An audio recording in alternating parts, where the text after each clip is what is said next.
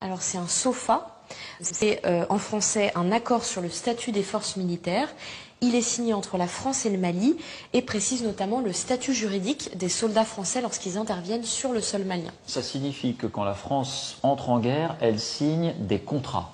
Effectivement, et ce contrat prévoit toutes sortes de choses, toutes bêtes et très concrètes, comme par exemple que les soldats français ont le droit de conduire avec leur permis français sur le sol malien.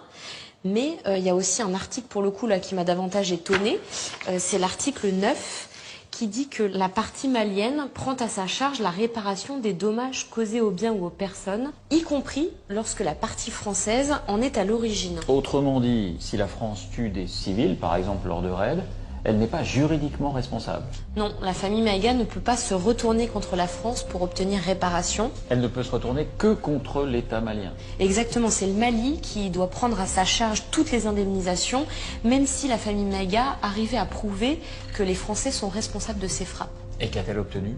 Alors pour l'instant, la famille Maïga n'a rien obtenu. Alors ça peut paraître choquant, la lecture de cet article, mais la réalité est la suivante, c'est que la France décide de s'engager pour sauver les institutions maliennes. La contrepartie, c'est que effectivement, s'il y a des dommages collatéraux, ce qui se produit dans pratiquement toutes les opérations militaires, on ne voudrait pas que les soldats français soient poursuivis par une juridiction nationale ou internationale.